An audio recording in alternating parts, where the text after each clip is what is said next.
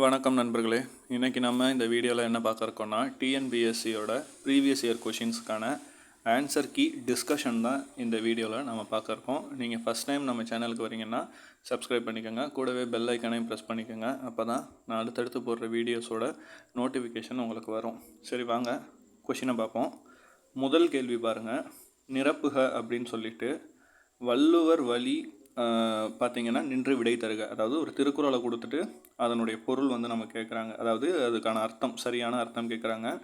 ஒழுக்கமாக வாழும் அனைவரும் டேஷ் அடைவர் அப்படின்னு கொடுத்துட்டு 4 ஆப்ஷன் கொடுத்துருக்காங்க. ஒன்று பெருமை, ஒன்று பொருள் வசதி, இன்னொன்று சீரும் சிறப்பும், இன்னொன்று மேன்மைன்னு கொடுத்துருக்காங்க. இதில் நிறைய பேருக்கு கன்ஃபியூஷன் வரும். என்ன, ஒன்று பெருமையாக இருக்குமோ, இல்லை சீரும் சிறப்பும், இல்லைனா மேன்மை, இந்த 3லையும் உங்களுக்கு ஒரு டவுட் இருக்கும். 3ல் எது சரியான பதில்னு. பொருள் வசதியை வள்ளுவர் பொதுவாக சொல்ல மாட்டார். இதுக்கு தான் நம்ம திருக்குறள் தனியாக பார்க்கணும். திருக்குறள், இதுக்கு எந்த திருக்குறள் ஃபஸ்ட்டு சரியாக வரும்னு யோசிக்கணும். ஒழுக்கம் அப்படிங்கிற தலைப்பில் பார்த்திங்கன்னா இதுக்கான குறள் இருக்குது. எதை அடைவாங்கன்னா, ஒழுக்கத்தின் எய்துவர் மேன்மை, இழுக்கத்தின் எய்துவர் எய்தா பலின்னு சொல்லிட்டு ஒரு குறள் இருக்குது. அதில் அவர் குறிப்பிடுற ஒரு வார்த்தையே ஒழுக்கமாக இருக்கக்கூடியவங்க அடைகிறது மேன்மைன்னு சொல்லியிருப்பார். சில பேர் இங்கே பெருமை அதை போட வாய்ப்பு இருக்குது. ஆனால் சரியான பதில் திருக்குறளில் தான் இருக்கும். ஸோ நமக்கு திருக்குறள் நீங்கள் பார்த்து திருக்குறளில் இருக்கக்கூடிய அந்த எக்ஸாக்ட் வார்த்தையை தான் நீங்கள் யோசித்து ஆன்சர் பண்ணணும். சரிங்களா? அடுத்த கொஷின் பார்ப்போம்.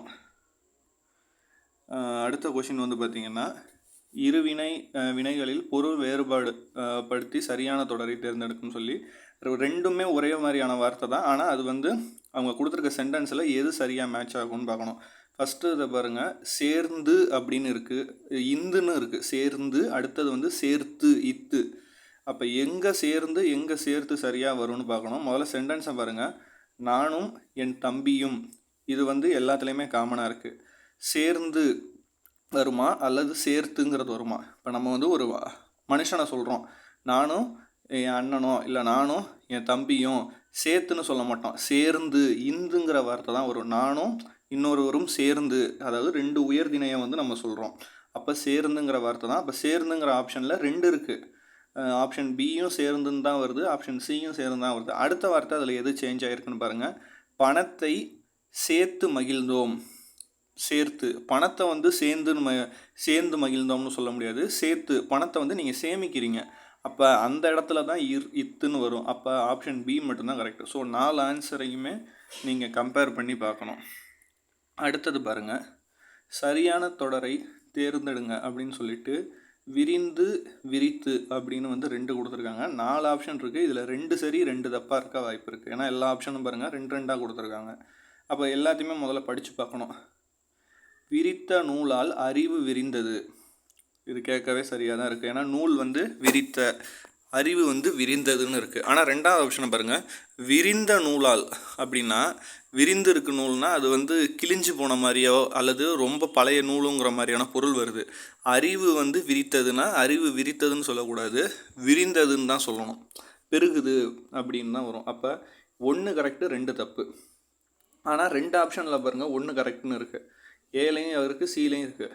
அப்போ அடுத்த 2ஐயும் படிங்க. பூவிதழ் விரிந்தது, மயில் தோகை விரித்ததுன்னு போட்டிருக்கு, இது சரி. இன்னொன்று பாருங்கள். பூவிதழ் விரித்தது, மயில் தொகை விரிந்ததுன்னு இருக்குது. அப்போ சி கரெக்டு, டி அதாவது 1, 3 கரெக்டு, 2, 4 தப்பு. அடுத்தது பாருங்கள். இதில் சரியாக பிழையற்ற தொடரை நம்ம கண்டுபிடிக்கணும்.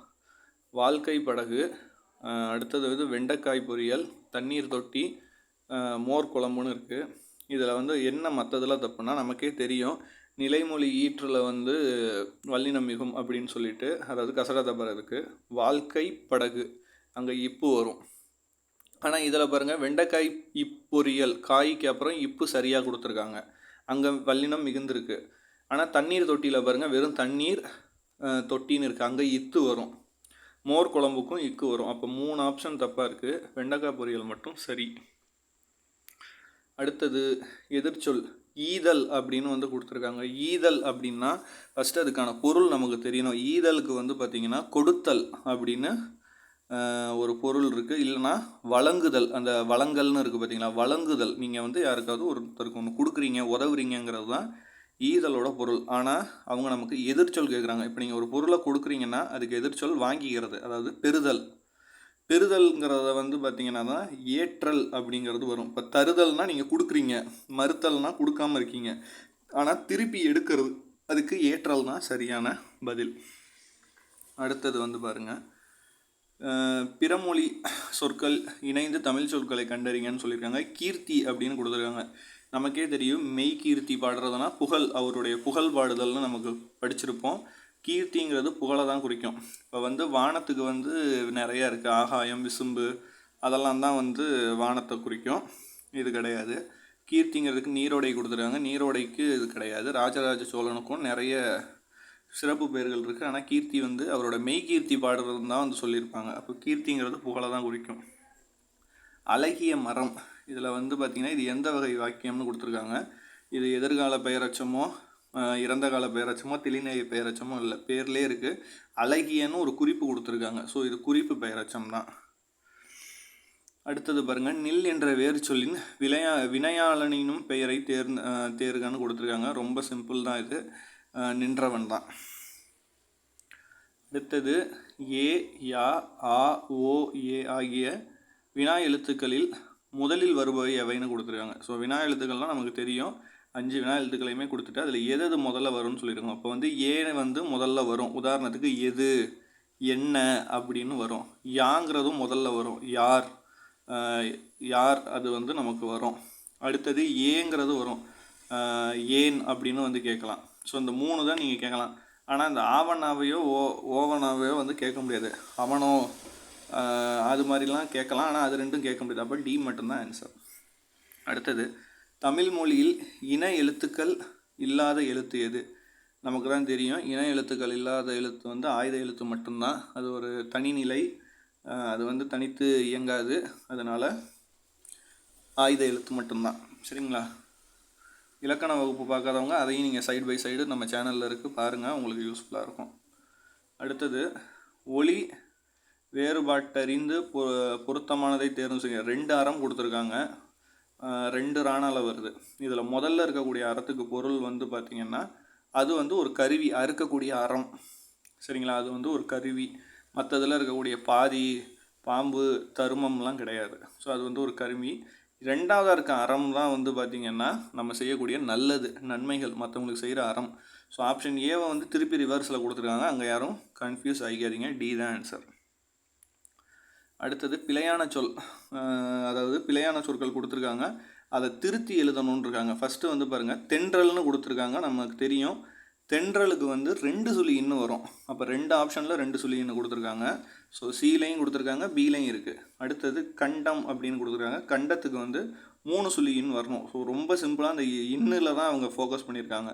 ஸோ இதிலே தெரிஞ்சுக்கலாம், நீங்கள் ஆப்ஷன் சி தான். அடுத்தது, மண்டபம், மண்டபத்துக்கு 3 சுழி இன் வரும். ஸோ 2 இடத்துல 3 கொடுத்துருக்காங்க, 3 இடத்துல 2 கொடுத்துருக்காங்க. அடுத்தது, சேர்த்து எழுதுதல், நீள் கூட்டல் உழைப்பு, நீள் உழைப்பு. சரிங்களா? டி தான் ஆன்சர். அடுத்தது, இடம் எல்லாம், இதை பிரித்து எழுதணும், இடம் கூட்டல் எல்லாம். அடுத்தது, பிரித்து எழுதுக, வெண்குடை, இது வந்து வெண்மை கூட்டல் குடைன்னு தான் சொல்லணும். சரிங்களா? ஏன்னா பண்பு பெயர் வெண்மை கூட்டல் குடையாக தான் அது பிரியும். அடுத்தது, தாவரங்களின் இளம் பருவத்திற்கான சொற்கள் கொடுத்துருக்காங்க. இதில் எதுன்னு பார்க்கணும். இப்போ மொதல் ஆப்ஷனில் பாருங்கள், தாறு, குலை, பிள்ளைன்னு இருக்குது. இதில் பிள்ளை நீங்கள் நினைக்கலாம் அது வந்து சின்ன வயசு பேர் தானே, 4 ஆப்ஷன்லேயுமே பிள்ளை இருக்குன்னு. அப்போ அந்த பிள்ளையை வச்சு நீங்கள் ஒன்றையுமே கெஸ் பண்ண முடியாது. பிள்ளைனா வேறு ஒன்றும் இல்லை, தென்னம்பிள்ளை தான். அது ஒரு இளம் பருவத்திற்கான பேர் தான், ஆனால் 4 ஆப்ஷன்லேயுமே பிள்ளை இருக்குது. அப்போ அடுத்ததை பாருங்கள், ஆப்ஷன் ஏல குலை கொடுத்துருக்காங்க. குலைனா என்னது? குலை கொடுத்துருக்காங்க. குலை வந்து அது சின்னதுக்குன்னா அது வந்து வாழை கொள்ளை அந்த இது மாதிரி இருக்கும். ஸோ குலை வந்து எனக்கு தெரிஞ்சு அது வந்து இளம் இது கிடையாது. அதே மாதிரி இந்த ஆப்ஷன் டியில் பாருங்கள், தென்னம்பிள்ளை சொன்ன மாதிரி மடலி, அதை வந்து வடலின்னு சில இடத்துல சொல்லுவாங்க. பனைக்கு அது சின்ன வயசில் இருக்கிற இளம் பருவத்துக்கான பேர். அடுத்தது, பையங்கூழ், இது வந்து நெல்லுக்கும் சோளத்துக்கும் சொல்லுவாங்க. சரிங்களா? ஆனால் இந்த குலைங்கிறது வந்து பார்த்திங்கன்னா அது இளம் பருவத்துக்காக வராது. ஸோ டி தான் ஆன்சர். அடுத்தது, வெறுப்பு, இதுக்கு பொருத்தமான சொல் வந்து மலை. நம்ம ஏற்கனவே பார்த்துருக்கோம். வெற்புங்கிறது மலையை குறிக்கும். கழனின்னு இருக்குது. கழனி நமக்கு தெரியும், வயல் தான் வந்து கழனி. பரிதி அது வந்து சூரியனை குறிக்கும். முகில் வந்து மேகத்தை குறிக்கும். ஸோ இதில் சரியான ஆப்ஷன் வந்து மலை தான். சரணாலயம் என்பதன் வேறு பொருள். வலசை போதல்ங்கிறது பறவைங்க வந்து ஒரு இடத்துலேருந்து இன்னொரு இடத்துக்கு அது ஒரு குறிப்பிட்ட காலம் வந்து செல்வது, அதனால அது கிடையாது. வாழ்விடம்ங்கிறது வந்து அது வேறையாக இருக்கும். அது மரத்தில் அது எங்கே வாழுதுங்கிறது தான். சரணாலயத்தில் வாழாதுங்க. அது வந்து நம்ம ஒரு புகலிடம், ஃபேமஸான சில உயிரினங்களையோ அல்லது அரிய வகை உயிரினங்களையோ நம்ம அங்கே வந்து வச்சுருப்போம். காப்பகம் கிடையாது. காப்பகமாக அதுக்கு சரியான இது வரும். சரணாலயம் என்பதோட வேறு பெயர் வந்து புகலிடம் தான். ஃபேமஸான ஒன்று தான் வச்சுக்கணும். அடுத்தது சரியான பொருளை அளிக்கவும். முரளுங்கிறது வந்து சத்தமிடுறது தான். ஸோ சத்தமிடுறதுக்கு வந்து பார்த்திங்கன்னா முழங்குங்கிறது தான் சரியான மரபு சொல்லாக இருக்கும். இசையோ கலையோ மத யானைகளோ கிடையாது. அடுத்தது சொல் என்பதற்கு இது அடிக்கடி கேட்ட ஒரு கொஷின். நிறைய பேர் தப்பு பண்ணுறது. சொல்லுக்கு வந்து நம்ம எல்லாருக்குமே மொழின்னு ஒன்று தெரியும், ஆனால் நெல்லுங்கிற ஒரு அர்த்தமும் இருக்குது. இது நிறைய பேர் ஒரு வாட்டி டைரெக்டாக சொல்லுக்கு பொருள் என்னென்னு ஆப்ஷனில் வந்து இந்த மாதிரி நெல் வேறு 2-3 தான் கொடுத்துட்டாங்க. நிறைய பேர் தப்பாக போட்டுட்டாங்க. அதுக்கு நெல் தான் ஆன்சர். சரிங்களா? ஸோ மொழி நெல் ரெண்டுமே இருக்குது சொல்லுங்கிற வார்த்தைக்கு. கை என்பதன் பொருள். கைங்கிறது இது ஓரெழுத்து ஒரு மொழி தான். ஓரெழுத்து ஒரு மொழியில் ஒழுக்கம் அதுதான் கையை குறிக்கும். அடுத்தது சேர்த்தல் இதோட எதிர்ச்சொல் கேட்குறாங்க. மேலே பார்க்கணும். சேர்த்தல்ங்கிறது வந்து சேர்த்து வைக்கிறது, அதுக்கு எதிர்ச்சொல் வந்து பிரிக்கிறது. அப்போ பிரிக்கிறது கொடுக்கல, நீக்குதல் கொடுத்துருக்காங்க. அப்போ தான், ஏன்னா அழித்தல் வந்து டெஸ்ட்ராய் பண்ணுறது, தள்ளுறது, போக்குறதெல்லாம் இது பண்ணுறது தான். ஆனால் நீக்குதல் தான் சரியானதாக இருக்கும். அடுத்தது எங்கே, எதற்கு, எப்படி, எவை ஆகிய சொற்கள் எந்த வகை நிறுத்தல் குறியீடிடணும். இது எல்லாமே நமக்கே தெரியும். எங்கே, எதற்கு, எப்படி, எவைங்கிறதெல்லாம் ஒரு கேள்வி கேட்குற மாதிரி இருக்குது. வினாக்குறி தான் அதுக்கு.